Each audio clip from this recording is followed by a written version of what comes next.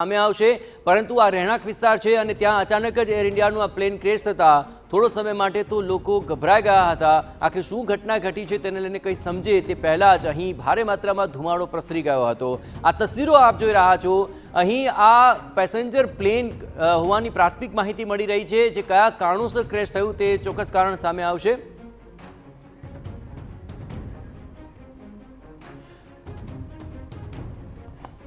तो कॉर्पोरेटर नकुल जी अपनी साथ जोड़ाया है। जे आखिर आ घटना जी घटी है तेने लईने आपनी पासे शुं अत्यारे विगतो मळी रही है? पहुंची रह्यो छुं त्यां अत्यारे बहु खराब परिस्थिति छे। जे प्लेन छे एक बिल्डिंग हती ए बिल्डिंग में क्रेश थयो छे अने बिल्डिंग नी आजूबाजू लोकल चालीओ हती तो चालीओमां जईने एने नुकसान थयुं छे। अंदर लोगो हता। हवे केटली जानो गई छे केटला लोगो इंजर्ड छे ए अत्यारे खबर नहीं पड़ी शकी छे पर 15-20 मिनिट लागशे खबर पड़शे पर वधारे लोगोने इंजर्ड थयुं हशे एवी आज अत्याરની परिस्थिति लागी रही है। बिल्कुल निकुल जी खास કરીને વિસ્તાર આપની પાસે સમજવાની કોશિશ કરવા માંગુ છું। જે આ વિસ્તારમાં પ્લેન ક્રેશ થયું છે કયો એ વિસ્તાર છે અને ત્યાં રહેણાંક વિસ્તારો છે અને ત્યાં આખરે આપ શું પરિસ્થિતિ જોઈ રહ્યા છો? એરપોર્ટથી રાઈટ સાઈડનો વિસ્તાર કહેવાય છે। આ કેન્ટોનમેન્ટ છે। કેન્ટોનમેન્ટની બાજુમાં રનવેથી આપ કહી શકો રાઈટ સાઈડનો વિસ્તાર હોય। જી કોઈ જાનમાલની કોઈ ખબર આવી રહી છે આપની સુધી? જાનમાલના નુકસાનની કોઈ વિગત છે આપની પાસે? 5 મિનિટની અંદર મારી પાસે આંકડો આવી જશે। હું ત્યાં પહોંચું જ છું। 5 મિનિટની અંદર હું ત્યાં સ્થળે પહોંચી જઈશ।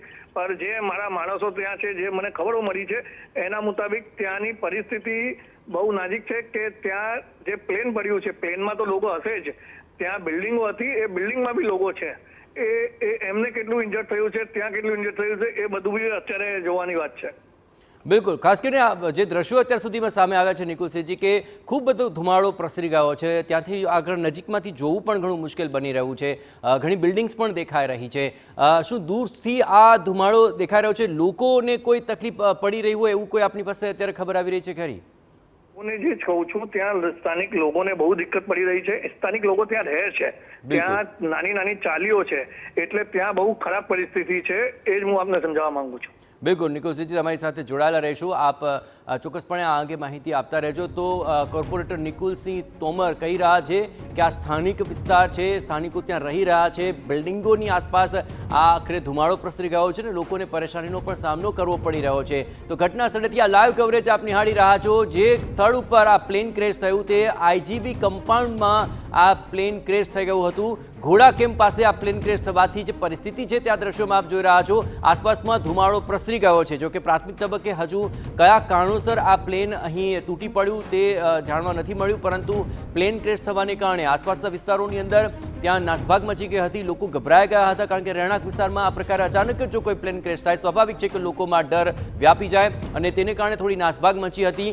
પરંતુ આ રહેણાંક વિસ્તારની અંદર જે પ્લેન ક્રેશ થયું તેને કારણે આસપાસના વિસ્તારોની અંદર ધુમાડો પ્રસરી ગયો છે। દૂરથી પણ ઊંચે સુધી આ ધુમાડો જોઈ શકાય છે અને એટલું જ નહીં આખો જે વિસ્તાર છે ત્યાં લોકોને કોઈ નુકસાન ન પહોંચે, લોકોને કોઈ તકલીફ ન પડે તે માટેની પણ તજવીજ શરૂ કરી દેવાય છે। ફાયર વિભાગની 3 જેટલી ગાડીઓ ત્યાં પહોંચી ચૂકી છે અને ઘટના સ્થળેથી જે લાઈવ દ્રશ્યો આપ ટીવી9ના સ્ક્રીન પર જોઈ રહ્યા છો એ પરથી આપ અંદાજો લગાવી શકો છો કે અહીં પ્લેન ક્રેશ થવાને કારણે આસપાસના વિસ્તારોની અંદર ધુમાડો પ્રસરી ગયો છે। લોકો પણ એ સમજી નથી શકતા કે આખરે અચાનક જ આ પ્રકારે કોઈ પ્લેન આવીને કેવી રીતે અહીં પટકાયું અને કોઈ ટેકનિકલ ખામી સર્જાય છે કે પછી કોની ગફલતથી આખરે આ પ્લેન ક્રેશ થયું છે તે ચોક્કસપણે કારણ સામે આવશે। પણ હાલ તો આ વિસ્તારની અંદર પ્લેન ક્રેશ થવાથી લોકોને તરત મદદ મળી રહે તે માટે કોર્પોરેટર પણ ત્યાં પહોંચી રહ્યા છે।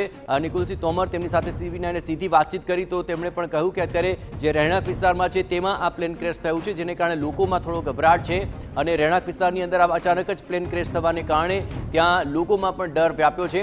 પરંતુ હજુ સુધી જાનમાલના નુકસાનના કોઈ સ્પષ્ટ અહેવાલ નથી મળી રહ્યા। પરંતુ આ પ્લેન ક્રેશ જે વિસ્તારમાં થયો છે ત્યાં આખરે શું પરિસ્થિતિ છે ત્યાંથી ટીવી9 સતત આપણે લાઈવ કવરેજ બતાવી રહ્યું છે। પણ આઈજીબી કમ્પાઉન્ડની અંદર આ પ્લેન ક્રેશ થયું છે। પ્લેન તૂટી પડ્યા બાદની જે પરિસ્થિતિના દ્રશ્યો છે તે આપ ટીવી સ્ક્રીન પર જોઈ રહ્યા છો।